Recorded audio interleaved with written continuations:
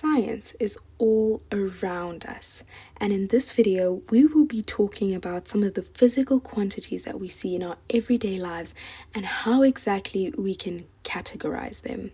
Now, these physical quantities can be categorized into two categories, and that would be either a scalar quantity or a vector quantity.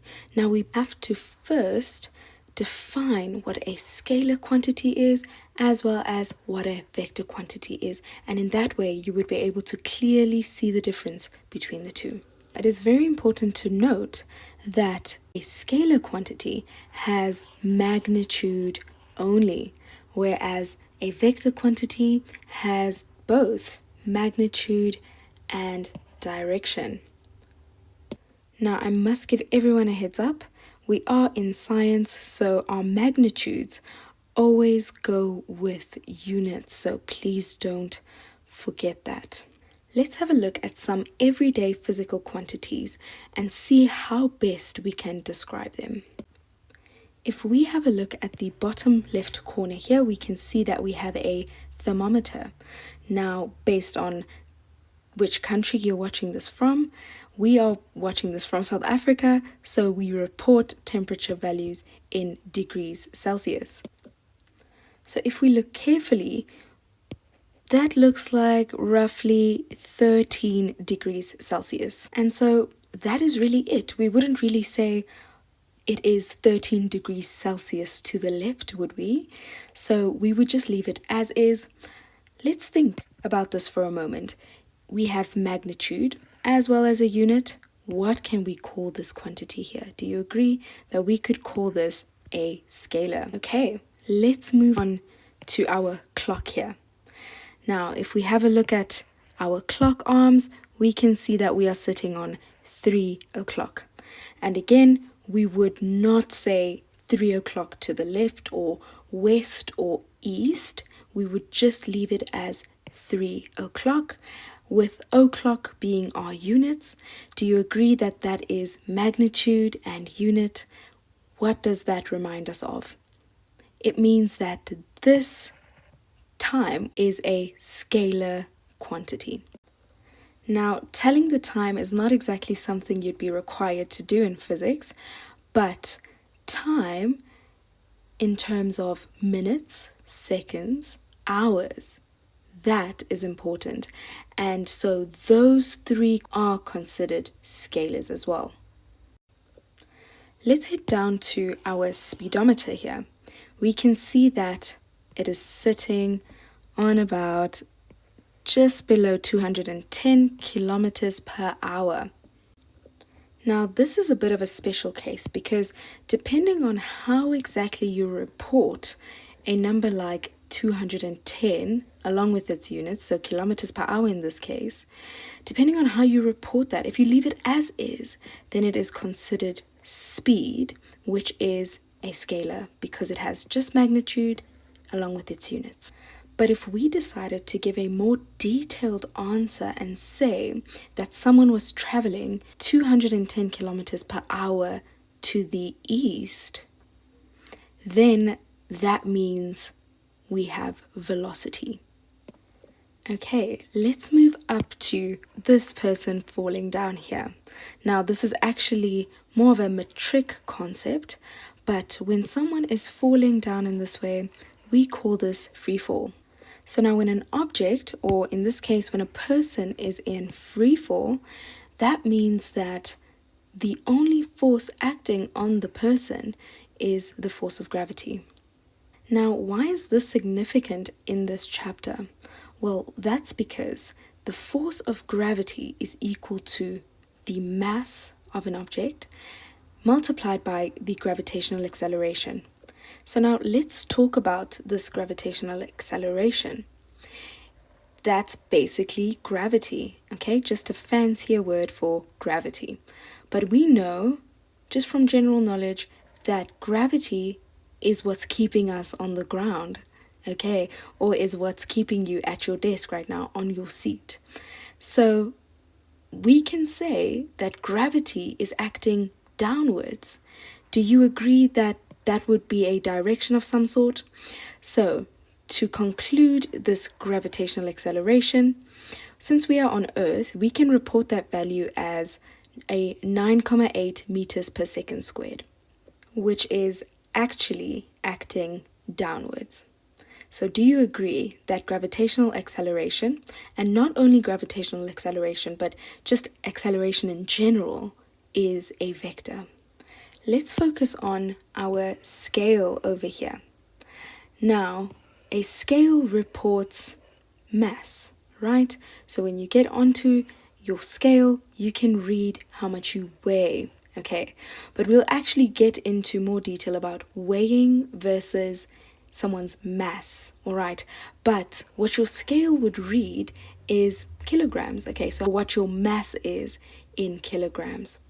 Okay, so if we were to get a value for that, we could say that the scale there's approximately just above 80 kilograms.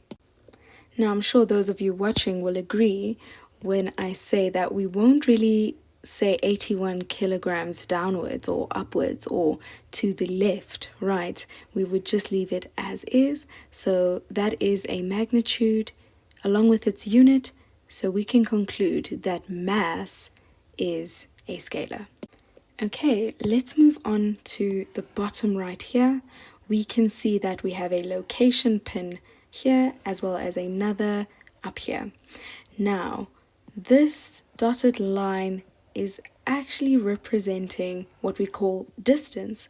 So this is representing the distance between, if I were to maybe label this A and B. So how we go about distance is actually very similar to speed and velocity. Okay, so if we maybe were to line a string along this path here to trace this path, and then we stretch out the string and put it on a ruler and measure its distance, okay, and actually measure the distance, let's just say we get to a 50 meters. But as you can see here, there are all these turns and all these short lefts that maybe one has taken on the way from point A to point B. So let's actually ask ourselves, how far is A from point B actually? Okay, so let's say if we were to measure this on a map, it only comes to about 35 meters. So what we've just done actually, by measuring it on a map, our imaginary map, and finding out that this is actually only 35 meters apart, right? We are actually describing displacement, as in if we were here and now we are there, we were displaced 35 meters, and in which direction? A northeasterly direction. Okay, so I hope that you can see what exactly the difference is between distance. So the distance traveled, all these through the highways and byways, versus just how far we were displaced from where we were initially. And so with that being said, let's apply our knowledge of physical quantities and how exactly we categorize them. We can see that distance is only reported in magnitude along with its unit, whereas displacement has its magnitude as well as direction. Let's look at our last quantity on the screen here. I'm sure you'd be able to recognize that this is Vector from Despicable Me. Now I just put him here, and that is because he claims that he commits crimes in both magnitude and direction. You should now be able to easily categorize and determine what kind of physical quantity you're dealing with in whatever question you might be given. Now, to close off, we have something called vector notation. Now, we know that vectors are physical quantities that have both magnitude and direction. So there are a few ways that we can show that a quantity is a vector. So how we would show that is V stands for velocity with an arrow on the top. So this shows our marker that we're referring to the vector we're referring to velocity.